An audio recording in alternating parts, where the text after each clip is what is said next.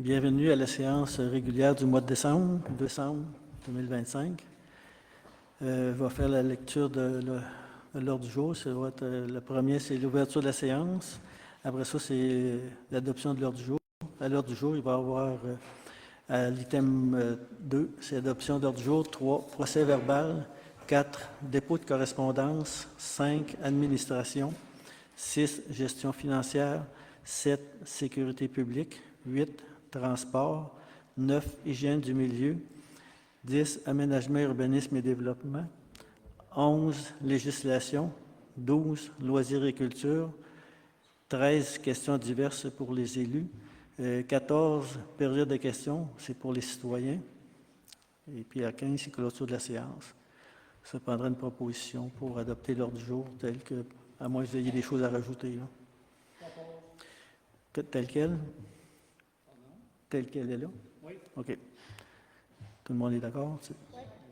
Le procès verbal de la séance ordinaire du 11 novembre, est-ce que vous en avez pris connaissance et est-ce que ça reflétait ce qui a été discuté? Oui. Si, ça prendra une proposition. Amélie. 4, dépôt de correspondance, Mme Razami. Donc, dans nos correspondances, on a reçu la confirmation de la formation DEA, c'est pour les défibrillateurs. Donc, ça va être le 15 janvier à 18h30, ici à la salle multifonctionnelle. Donc, pour tous les citoyens qui sont intéressés, vous êtes invités à s'inscrire, à appeler au bureau, puis on va prendre votre inscription. C'est gratuit pour tout le monde. Puis la lettre de félicitations aux élus qui sont à table, donc de la part de l'UPA. Donc, ça fait le tour. Merci. Merci beaucoup. 5, administration. 5.1, suivi des dossiers de Bécancour. C'est ça, on a engagé une personne en communication. C'est Mme Fabienne Anani. Et puis, on a fait le budget de la MRC. On a une augmentation sur le budget de 2 %. Au niveau de la municipalité de Chaillon, on a une légère diminution de notre quote-part parce que, dépendamment des services qu'on reçoit de la MRC, mais il y a des augmentations qui sont différentes pour différents services. Fait que nous, on a une légère diminution pour 2026. 5.2, dépôt de la liste des donateurs. C'est proposé d'accepter et de prendre note du dépôt de la liste des donateurs DGE 1038 de tous les candidats aux élections du 2 novembre 2025. Je prendrai une proposition pour accepter le dépôt. Propose. Annie, tout le monde est d'accord. C'est 5.3.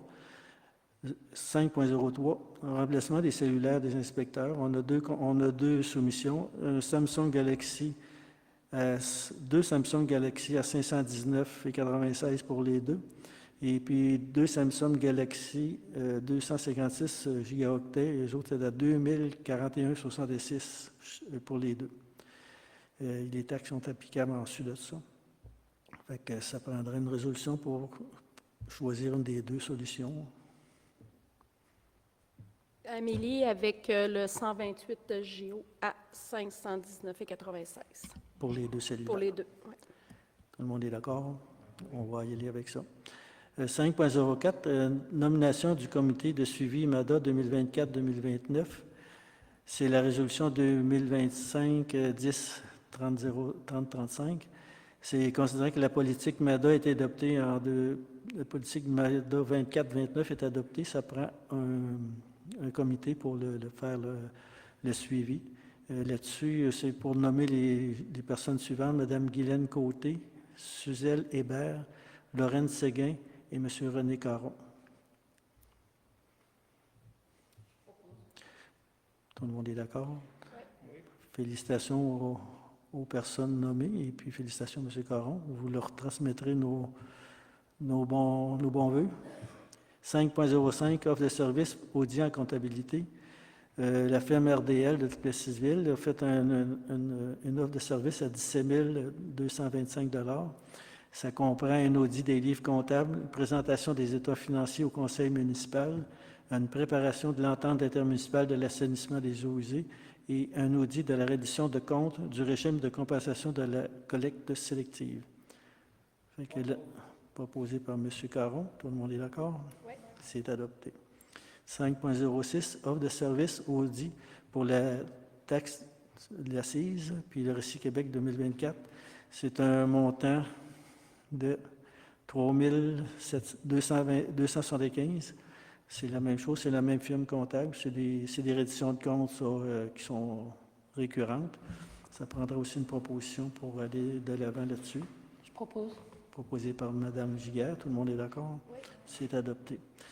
Les revenus de novembre 2025, le montant total des revenus facturés au mois précédent est de 5 632,62. Le montant total des revenus encaissés en date du 30 novembre 2025 est de 46 095,9.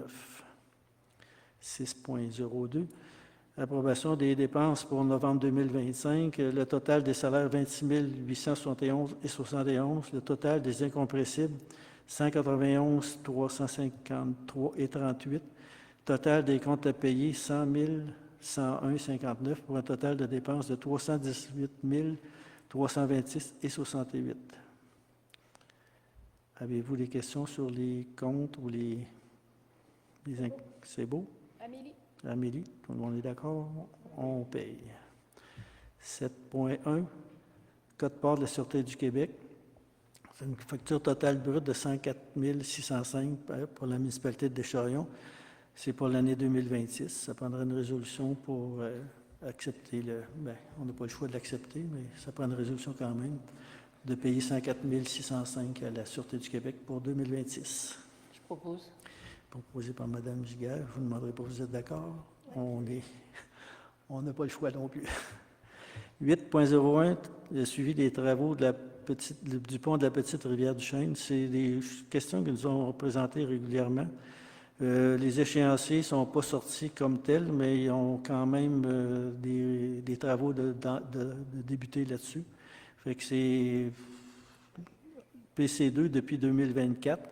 Les travaux 2029 aux environs, et c'est des durées de 50 semaines. Fait qu'on pourrait dire 2030, peut-être que ça va se réaliser. Ça va prendre l'année au complet, puis il va y avoir un détour par la route Saint-Onge, la route 226 et puis la 265 pour revenir dans le village de Descharions. C'est de 18 km, je pense, le détour. Ouais. Et puis, c'est ça. Le pont va être rehaussé de quelques mètres pour donner une meilleure visibilité quand on arrive du côté ouest. Hygiène du milieu, 9.01, réseau d'aqueduc. Au mois de novembre, on a consommé 371 mètres cubes, soit 81 613 gallons impériaux. L'année dernière, on avait consommé 281 mètres cubes pour 61 813 gallons impériaux. La consommation moyenne des 5 dernières années était de 65 286 gallons impériaux. Fait que là, actuellement, c'est qu'on fournit l'eau pour le chantier du ruisseau Charland. Et puis, il y a quand même un réseau temporaire, puis il y a des fuites, puis il y a de la purge, parce que là, avec le temps froid, il faut laisser couler l'eau pour pas que ça gèle. Ça fait que ça peut expliquer la quantité supplémentaire. Et puis, en même temps, ils sont facturés, eux, à la consommation, au prix que ça nous coûte. Fait qu'il n'y a pas d'inquiétude pour tout de suite. 9.02, le réseau d'aqueduc qui est alimenté par la municipalité de Parisville. En novembre, on a consommé 117 mètres cubes pour le mois. Ça fait 25 000 gallons impériaux pour le mois de novembre. C'est pas mal c'est une des plus basses, là, avec janvier de l'année dernière. Là, fait que c'est quand même une bonne... c'est pas une grosse consommation, c'est normal. 9.3, c'est demande de branchement d'aqueduc et d'égouts pour le nouveau développement.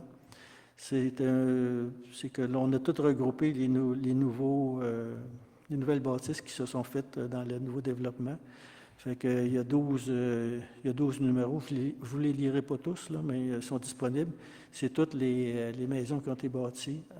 On les a toutes regroupées pour faire une résolution. Ils vont toutes être... c'est pour être conforme à la réglementation. Ça prendrait une proposition pour... Annie propose. Annie. Tout le monde est d'accord? Oui. On va régler ça. 9.04, entente intermunicipale d'aqueduc avec Parisville, achat de compteurs d'eau pour le branchement de la ferme. Attends un peu. Il y a 2 compteurs d'eau spéciaux qui devront être achetés pour faire un branchement. C'est un compteur d'eau pour un tuyau d'1 pouce avec les antennes cellulaires. Il y a 2 compteurs d'eau. Fait que ça coûte 895,34 pour 2 compteurs, puis 449,50 pour les 2 antennes cellulaires. Et puis ça, c'est l'utilisateur qui est. C'est une entrée puis une sortie d'argent. On va payer les compteurs puis on va les charger à l'utilisateur. Fait que ça prendrait une proposition proposée par M. Caron. Ça va aller de l'avant. 9.05, modification de l'entente intermunicipale, les demandes de branchement. C'est une rencontre qu'on a eue avec Parisville hier. Et puis, on s'est entendu sur une capacité maximale de Parisville de 743 mètres cubes par jour. Et puis, de Descharions, c'est 113 mètres cubes par jour. Ça représente, pour nous, ça nous représente 13 du total. Et puis, actuellement, bien, on payait 10 mais donc, c'est une question d'évaluation. Là. Fait qu'il y a des choses, il y a des validations qui vont être à faire là-dessus pour être sûr qu'on a vraiment 113 mètres cubes qu'on a besoin. Et puis, Parisville, c'est la même chose de leur côté. Là. Fait que c'est un débat d'experts, finalement, là-dessus. Fait que c'est une approche qui nous a été suggérée par le ministère des Affaires municipales. 9.06, code-part de la gestion de cours d'eau pour la nation Wabanaki. C'est la nation Wabanaki qui ont des experts en cours d'eau. Ils ont un service d'ingénierie et puis ils ont aussi un service d'environnement.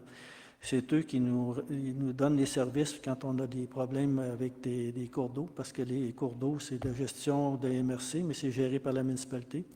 Fait qu'eux, ils nous assistent dans la gestion des cours d'eau, les arpentages, les études experts, ces choses-là. Fait qu'il y a une facture à payer de 7 568,54 qui sera refacturée aux bénéficiaires, ceux qui sont propriétaires riverains de ce cours d'eau-là. Normalement, le partage des coûts se fait par c'est linéaire.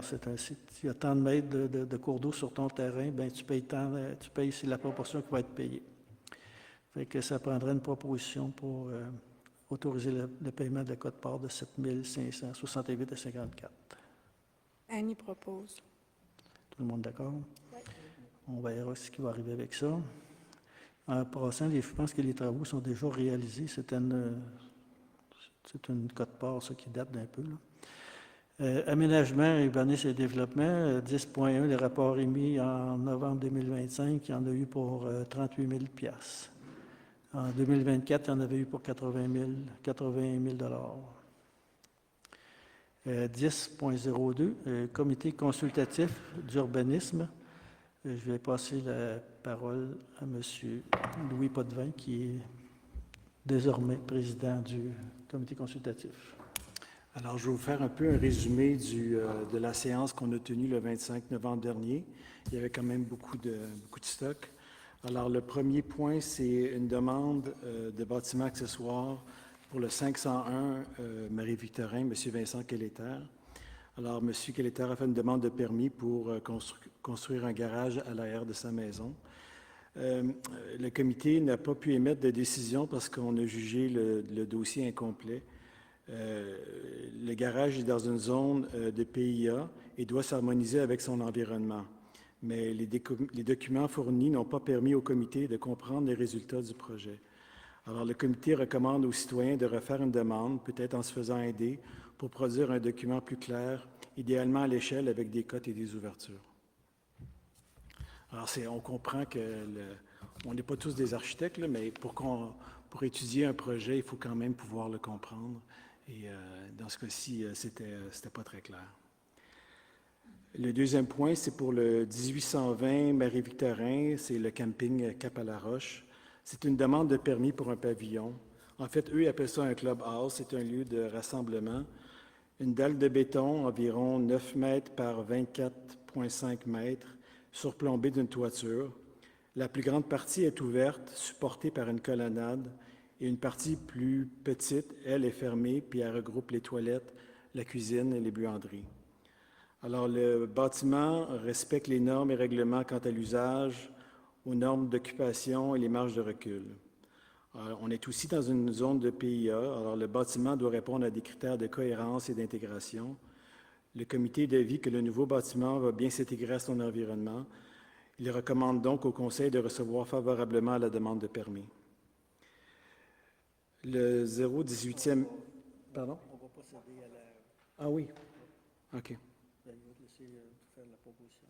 Alors, je recommande que le Conseil... Je propose. Oh, c'est moi? Oui. OK, je recommande. Tu le recommandes, puis là, quelqu'un va le proposer. Ah, je suis nouveau. Je hein, OK. propose. Ah, je propose. Ah, c'est ça qu'il fait. Pour commencer, C'est correct. Tu peux Ouais. passer à l'autre. OK. j'ai certaines questions. Ah oui? Bon, ben OK. Ça me rassure. Alors, le deuxième point, le deuxième dossier, en fait, le troisième, c'est pour la 18e avenue. Non, j'en ai...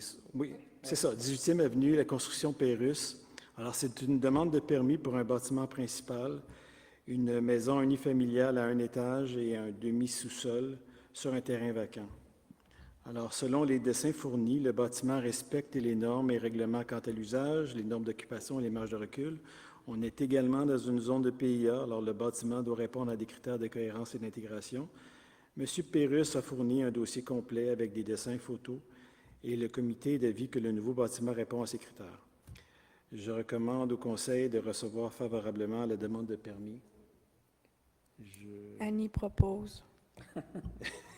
C'est correct. OK. Donc, le quatrième, 1, 2, 3, OK. Le quatrième, donc, c'est pour le 191 18e Avenue, Annie Tousignan. Alors, c'est une demande de permis pour un bâtiment accessoire. En fait, il s'agit d'un garage de 4,57 mètres par 7,62 mètres. Alors, c'est assez précis, qui est indépendant de la résidence. Donc, c'est un bâtiment qui est extérieur.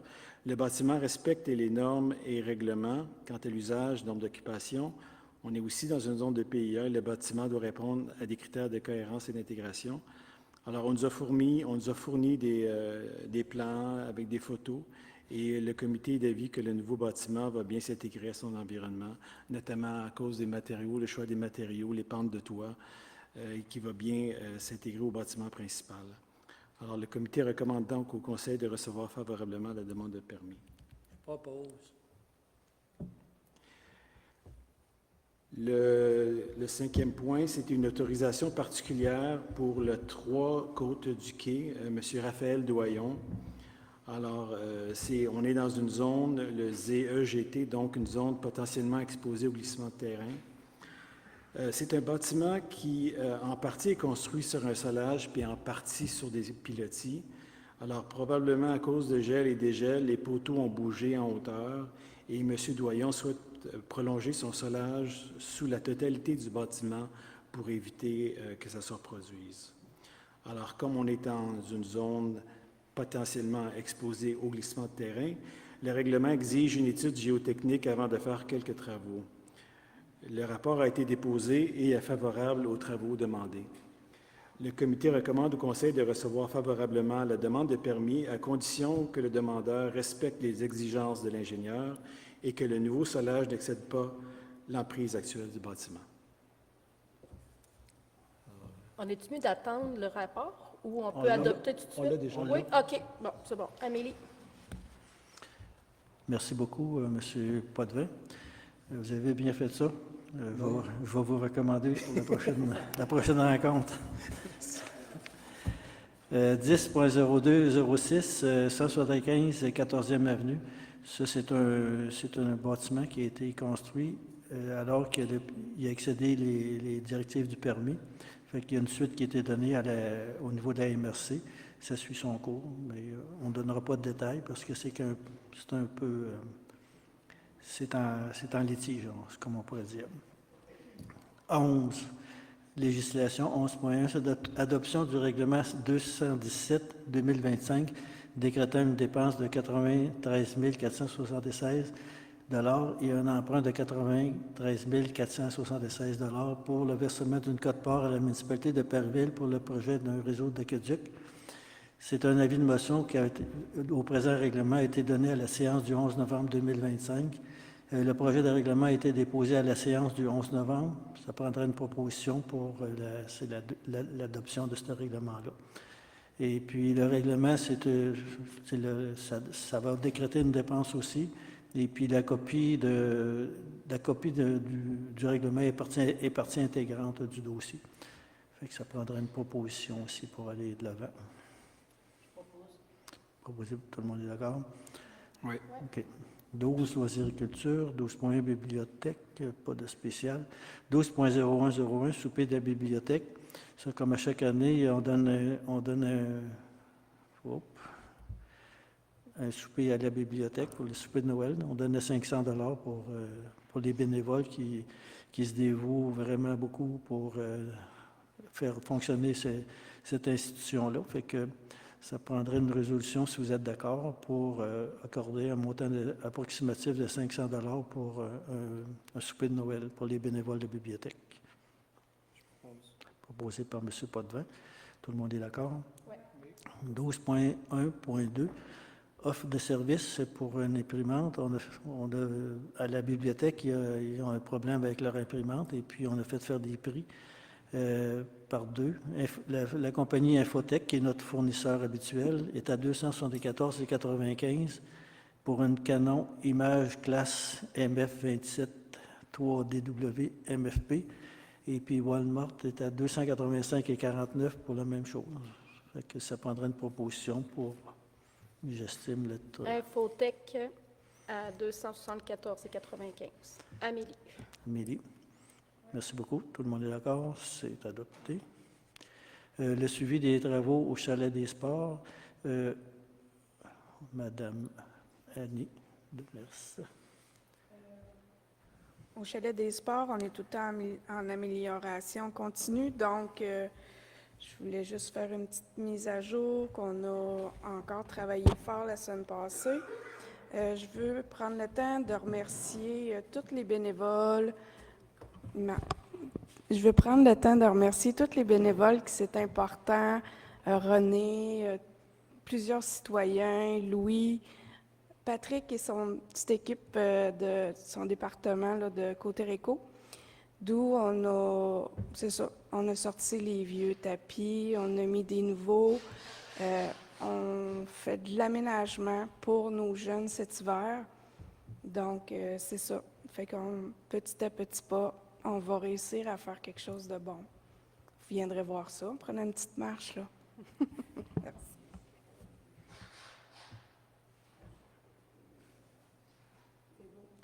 Merci beaucoup.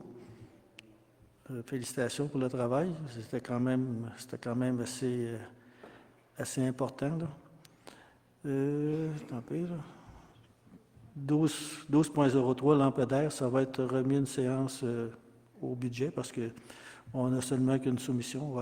On a deux soumissions, mais on va avoir une soumission aussi avec un fil électrique aussi. Parce qu'il y a des lampadaires solaires qu'on a eu des soumissions, mais on voulait comparer avec un lampadaire avec un fil électrique relié au courant. Ce bout-là, il nous manque, fait que ça, on va revenir là-dessus un peu plus tard. 12.04, un suivi avec la fabrique, parce qu'il y avait quand même eu des problèmes avec la salle multifonctionnelle. On les avait envoyé une lettre pour les avertir qu'on avait subi des dommages suite à des défauts d'entretien. On n'a pas eu de réponse. Ce serait pour autoriser qu'on les relance pour leur rappeler qu'on n'a pas oublié le problème, et puis en même temps, peut-être faire un rappel aussi à l'évêché là-dessus. Puis aussi, il est la question de la clôture du cimetière qui s'en va pas mal en détérioration, pour leur rappeler qu'il faut qu'ils entretiennent quand même des infrastructures qui sont sur leur propriété. Fait que ça prendrait peut-être une résolution ou autoriser l'envoi d'une lettre pour en demandant d'avoir une réponse, là. Proposée par Valérie. Tout le monde est d'accord là-dessus? Oui. Les questions pour les élus. Est-ce que vous avez des questions qui vous sont apparues? Ça va? On serait rendu à la période des questions pour les citoyens.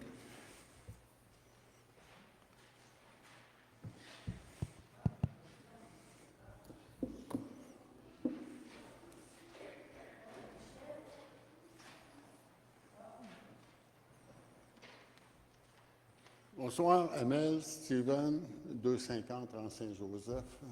Je voulais valider, vous avez parlé des histoires de compteurs d'eau, 2 compteurs d'eau installés au rang Saint-Charles. C'est quoi cette histoire-là?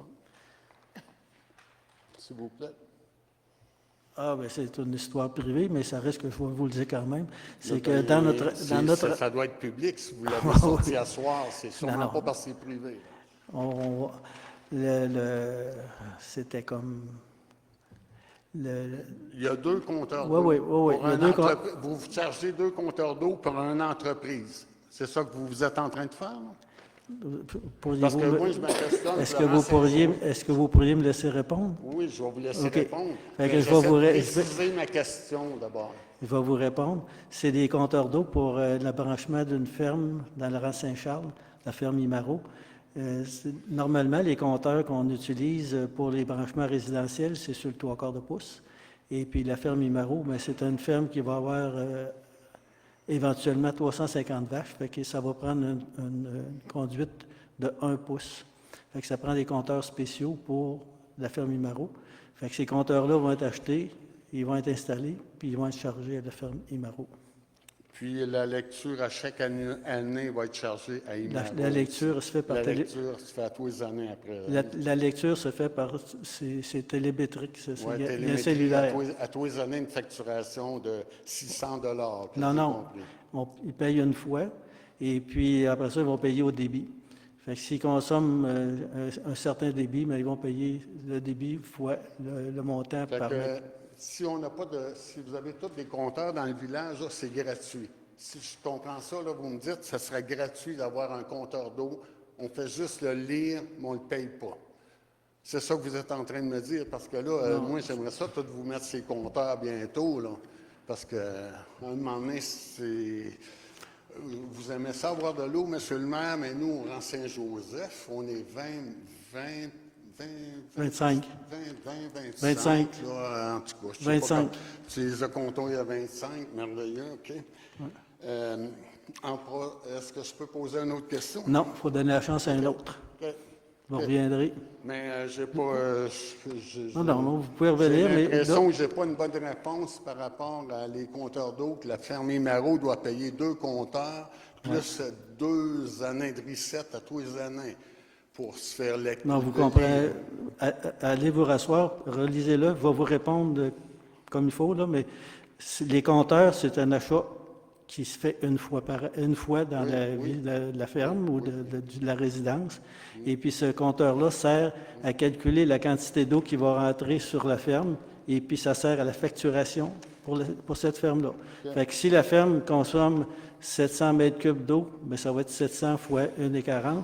Puis si c'est une maison qui consomme 3 litres par jour, bien, ça va être C'est le coût d'installation, monsieur le maire. Je vous c'est demande. payé par l'utilisateur. Oui, mais il y a deux coûts d'utilisateur. C'est ça. Non, il y a un coût. C'est une entité.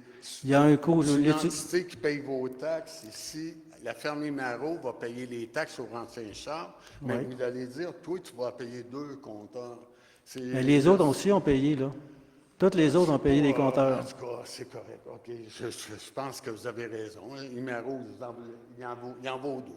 Bref, je vais avoir une autre question. Je m'excuse.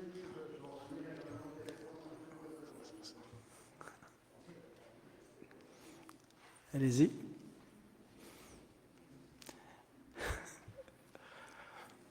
Bonjour, c'est Guylaine Côté. Je fais une relance concernant la langue du sanctuaire qui est en haut.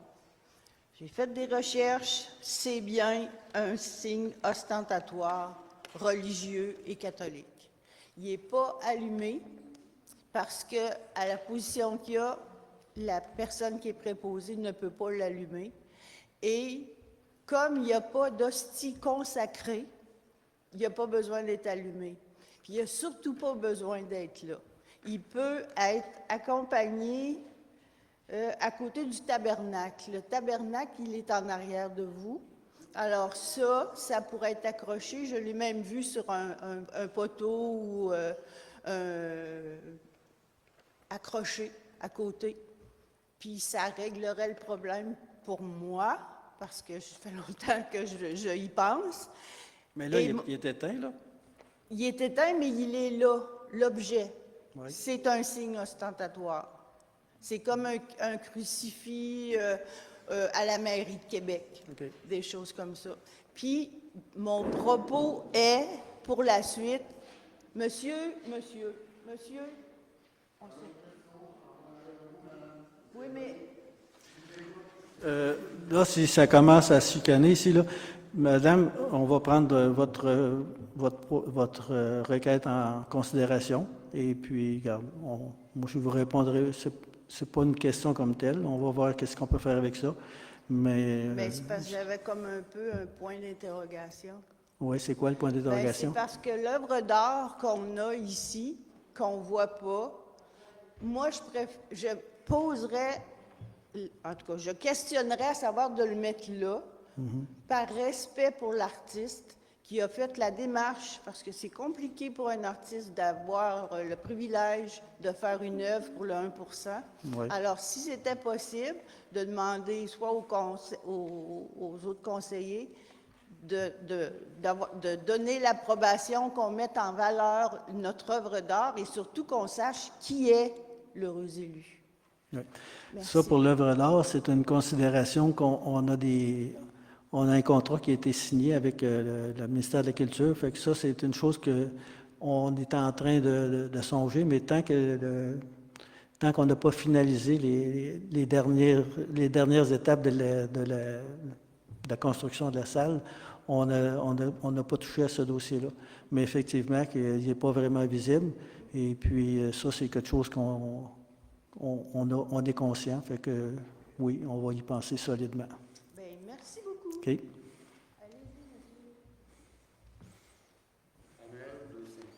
Saint-Joseph. Au niveau du transport des véhicules, de transport de matériel, vrac, terrain, camion, la municipalité, est-ce qu'elle fait une surveillance de ça ou bien non, on peut passer 200 camions dans une route pendant 2 jours puis il n'y a pas de problème? Ou est-ce que vous êtes au courant quand on bouge du matériel à Deschaillons?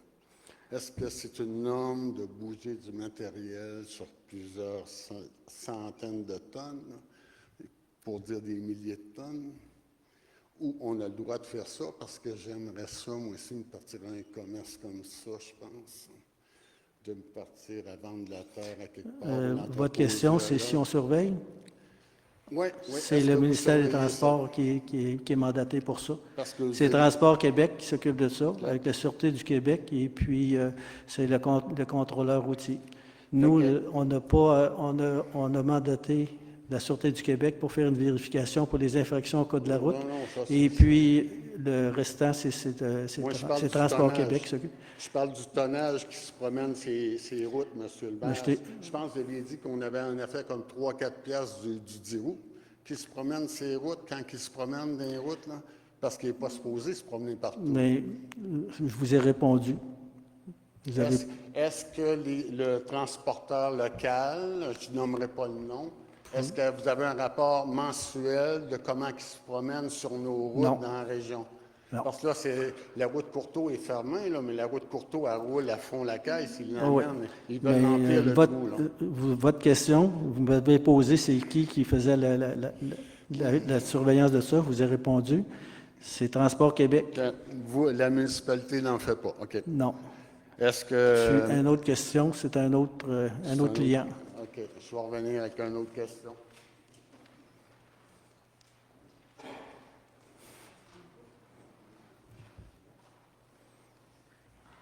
Bonsoir, Louis Casavant.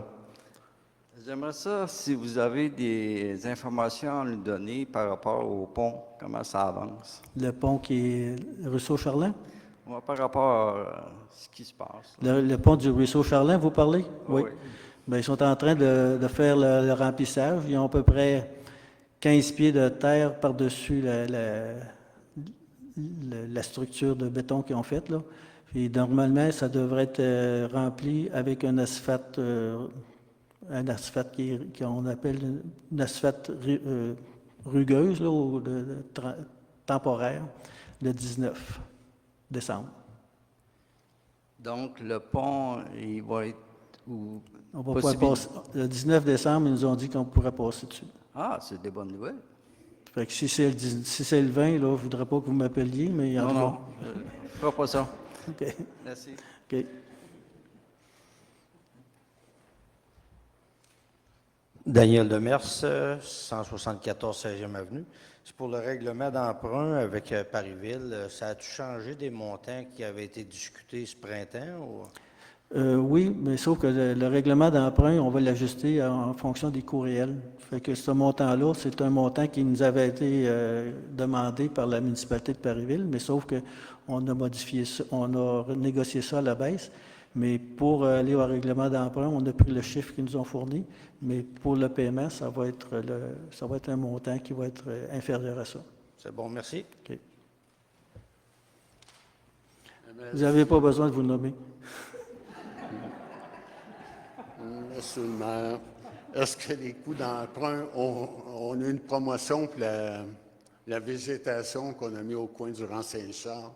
C'était un peu aberrant, pareil, qu'une compagnie qui met de la pelouse, puis 2 semaines après, bien, on refait des valves, on fait des puits d'hommes. Est-ce que vous aviez un mot à dire dans la gestion de ce projet-là au coin du rang Saint-Charles, ou c'était comme ça?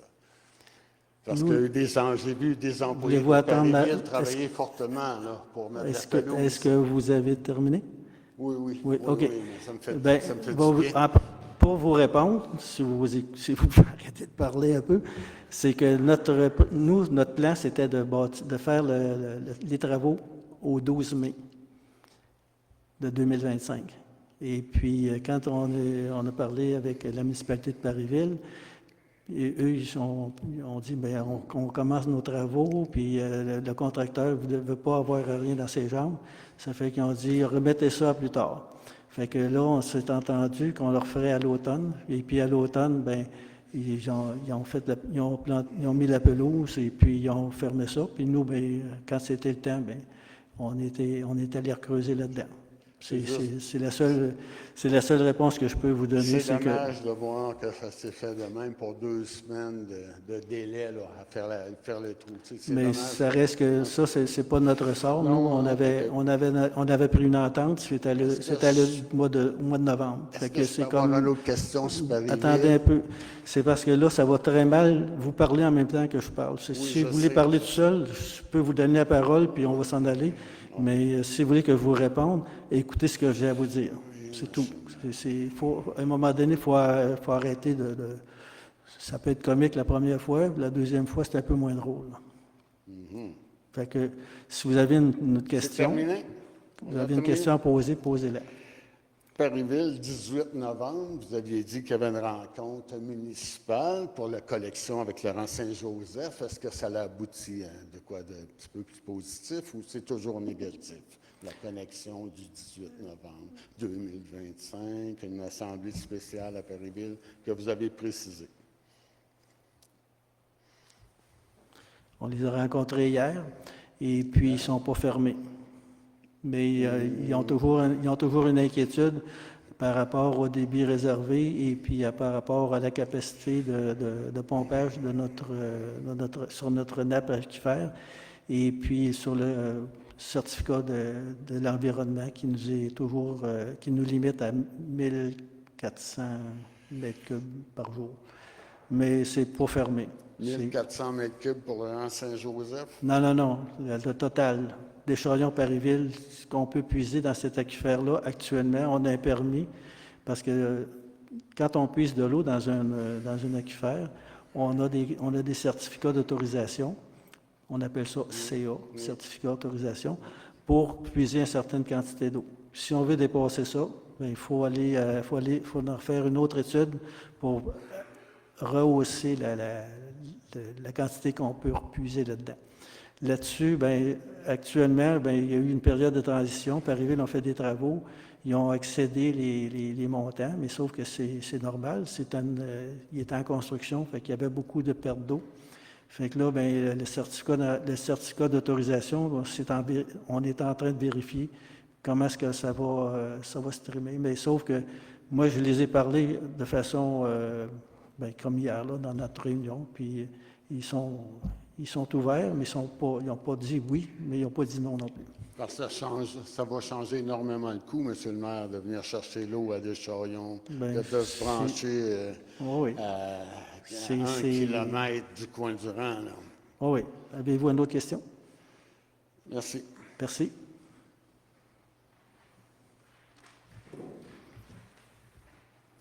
Quentin Quelleter. Oui. Pardon? Oui. Quentin Quelleter, au 455 route Marie-Victorin. J'avais un questionnement par rapport au code-part de la gestion des cours d'eau. Ce que vous avez expliqué tantôt, c'est que la facture était divisée par rapport aux riverains. Oui. De, C'est au mètre linéaire. Oui, mais c'est des cours d'eau verbalisés ou c'est des Oui. cours d'eau... Fait que les cours d'eau verbalisés qui sont provinciaux... Les cours d'eau verbalisés, c'est des cours d'eau qui sont sous juridiction de la MRC, puis les cours d'eau qui sont non verbalisés, c'est les propriétaires qui s'en occupent. Pour qu'un cours d'eau soit verbalisé, normalement, c'est aux alentours d'une centaine d'hectares. Il faut que ça draine 100 hectares de terre pour que ça soit considéré comme un cours d'eau verbalisé. Dans ce cas-là, moi, ce cours d'eau-là, je ne le connais pas, sauf que c'est une facture qu'on a eue de la Nation Wabanaki, puis c'est eux qui s'occupent de l'arpentage et puis de la surveillance des travaux. Fait que ça va être redistribué aux propriétaires, aux bénéficiaires, finalement. Parce que ça n'a pas toujours été comme ça, par contre. Hein. À un moment donné, c'était par la surface drainée. C'était compliqué. Fait que maintenant, c'est au mètre linéaire sur le terrain qui est desservi. OK, mais ma question, c'était quoi exactement? Parce que... Mais c'est de l'arpentage, de la surveillance de travaux. De l'arpentage de la surveillance de travaux, c'est Ouais. ça qui donnent leur code-part? Bien, on va la diviser entre les gens qui en ont bénéficié. Fait que s'il y en a juste un bénéficiaire, ça va lui coûter 7 000. S'ils sont 10, mais ça va lui coûter chacun 700 pièces. Mais là, je n'ai pas de détails sur ce cours d'eau-là. Fait que je ne peux pas vous donner plus de renseignements que je vous donne là. Mais c'est une facture qui est redistribuée aux bénéficiaires. C'est un cours d'eau. Quand vous demandez pour nettoyer un cours d'eau, bien, il y a une étude qui est faite. Et puis, c'est chargé aux propriétaires du cours d'eau qui sont situés sur ce cours d'eau-là. Comme le cours d'eau de l'église ici, vous avez des terres là-dessus. Si on creuse le cours d'eau, bien, mettons, vous avez 100 mètres de front avec le cours d'eau, bien, vous allez payer le 100 mètres sur le 1 km. C'est comme ça que ça fonctionne. Je comprends ça. Madame, dernière question par rapport à ça. Est-ce que le cours d'eau en question, on sait c'est lequel? Ou... Malheureusement, je ne peux pas vous répondre, je ne le sais pas.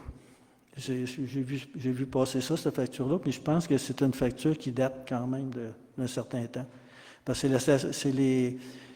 ils ont fait le ménage dans leur livre, il faut croire, là, parce que nous, moi, j'étais au courant de... Les noms, je ne les connais pas du tout. Je ne connais pas c'est qui. Fait que on va vérifier quand même, avant de faire le chèque, là, c'était où, là, mais pas tout de suite, je n'avais pas de réponse.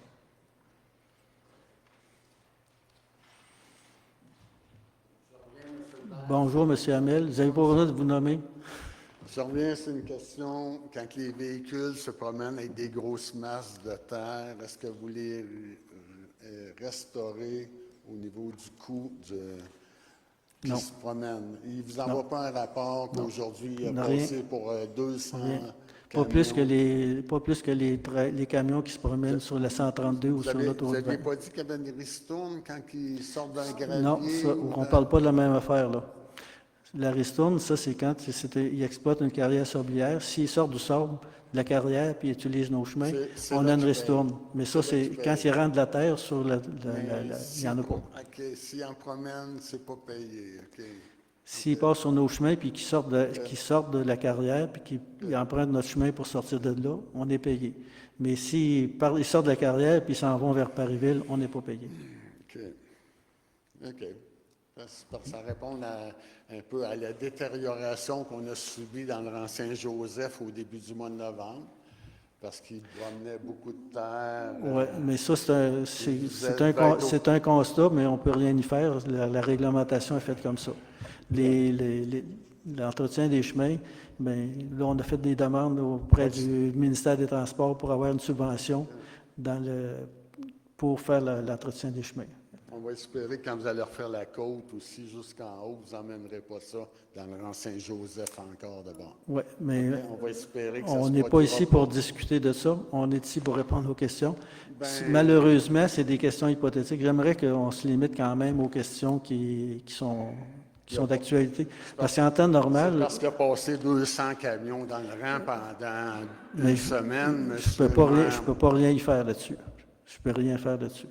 Désolé. Je faisais juste vous soulever mon petite inquiétude. Oui, mais je m'attendais à ça, là. Je ne suis même pas surpris. Ouais. Vous parlez tout seul, M. Hamel? Bonjour.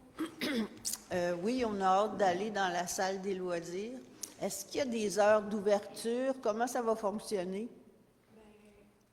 Vas-y donc, Annie, ouvre ton micro. Mais on n'a pas statué actuellement là-dessus. OK. Fait qu'en n'ayant pas statué, on ne peut pas... C'est ouvert l'hiver. L'hiver, si vous voulez aller patiner, vous pouvez y aller le soir. Là. Ouais. Ouais. OK. Puis, c'est pas une question, c'est juste que je vous annonce que je démissionne du comité MADA. Ah bon. Je ne me représenterai plus. J'ai fait 3 mandats. OK. Je me repose en 2026. Bien, merci pour votre implication. Ça fait plaisir. Wow.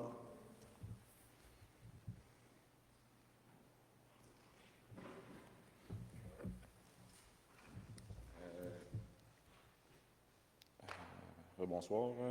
Pour l'entente qui a été faite avec Parisville au niveau des débits réservés, je voulais savoir, est-ce que c'était... comment je peux bien phraser ça? Est-ce que c'est à l'utilisateur payeur ou... Ça va toujours être utilisateur payeur.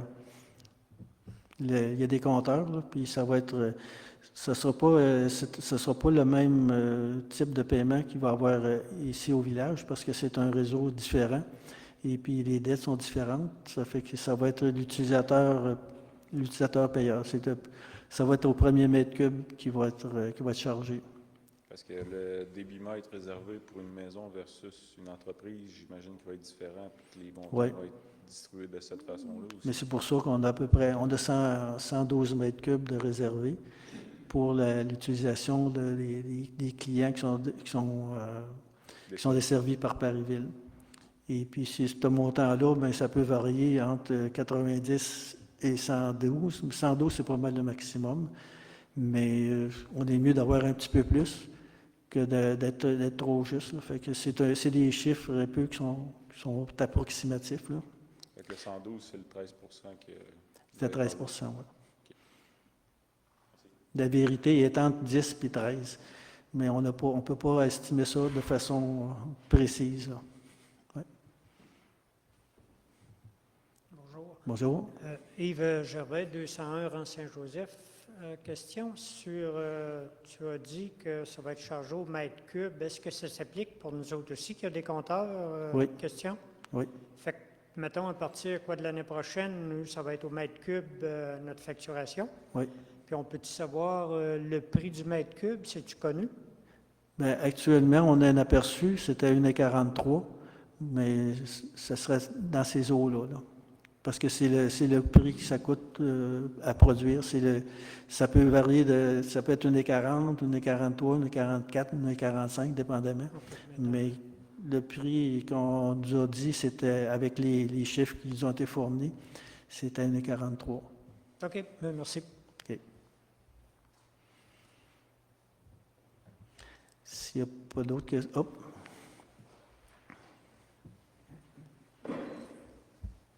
Daniel Demers, pour le mètre cube, il va y avoir un tarif de base, dans le fond.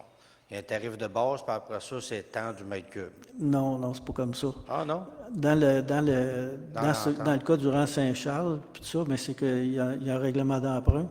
Puis ce règlement d'emprunt-là devrait être remboursé par les gens qui sont desservis. Et puis, ça va être distribué selon l'évaluation foncière. Puis la quantité d'eau qui va être prise, mais ça va être selon la consommation réelle. Fait que si vous n'en prenez pas, bien, vous n'aurez pas une grosse facture d'eau, mais vous allez avoir quand même la facture pour l'infrastructure. Pas l'infrastructure, mais ça fait que c'est comme un tarif de base un peu. Oui, si on veut. Là, ça va être, la tarification est faite sur... il y a une tarification pour l'infrastructure. Ouais. Tout ce qu'on a posé, les compteurs réseau, les pioches qu'on va être probablement obligé d'installer parce qu'on a des problèmes de qualité d'eau, des choses comme ça. Mais ça, c'est globalement, ça va être chargé selon l'évaluation. Et puis l'utilisation, bien, si vous en prenez, c'est comme dans le rang Saint-Charles, dans le pic de la consommation, c'est à 9 mètres cubes par jour en août pour tout le monde. Là. Tous les résidents qui sont branchés sur le réseau Saint-Charles et la 265 et le rang Saint-Joseph, c'est 9 mètres cubes par jour. Fait que ça ne sera pas des fortunes. Mais par contre, les infrastructures, eux, vont coûter plus cher. Là. OK. C'est bon. Merci. OK.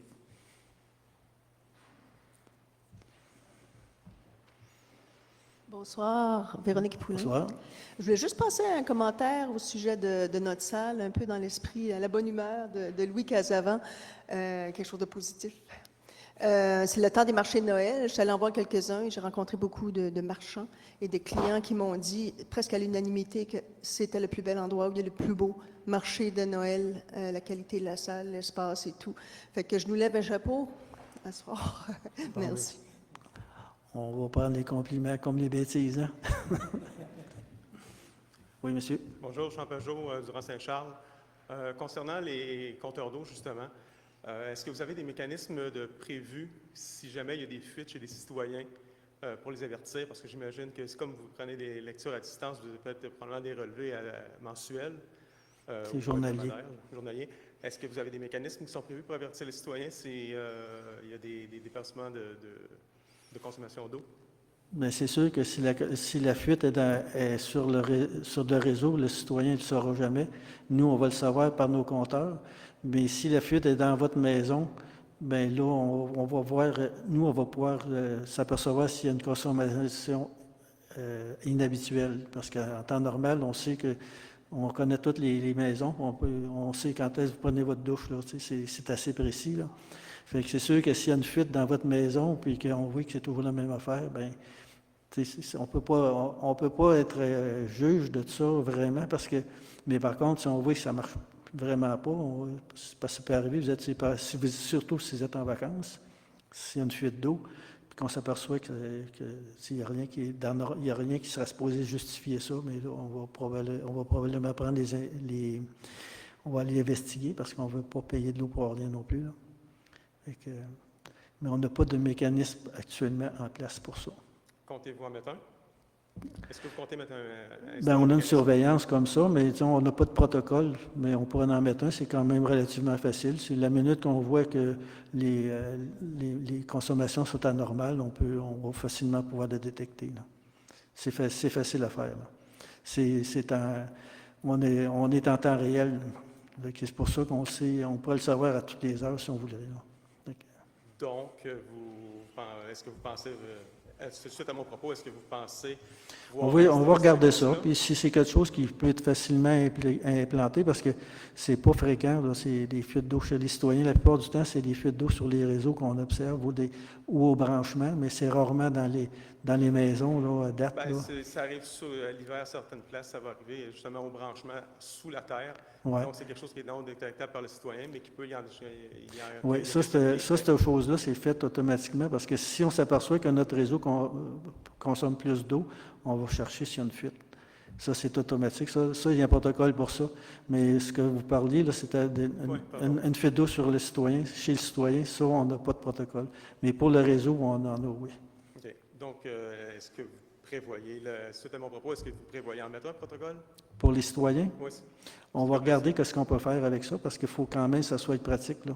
Il faut que ça soit réalisable aussi. Mais c'est facile à vérifier, là. C'est pas un gros problème, parce qu'avec les données qu'on reçoit, on pourrait mettre quelqu'un là-dessus à plein temps, mais on peut aussi avoir, je ne sais pas comment est-ce qu'on pourrait l'organiser, mais il y a sûrement moyen de faire quelque chose, parce que même les vendeurs, quand ils nous font leur démonstration, ils nous disent qu'on pourrait vraiment vérifier, on pourrait quasiment vous espionner si on voulait. Fait que, on serait capable de le faire si on voulait. Fait que, si c'est pratique, par contre, mais s'il faut engager du personnel pour ça, je vous dis tout de suite, on n'engagera pas personne. Mais si c'est quelque chose qui est réalisable dans l'intérieur des tâches de nos inspecteurs, bien, je ne verrai pas pourquoi qu'on ne ferait pas. Là. Merci. OK.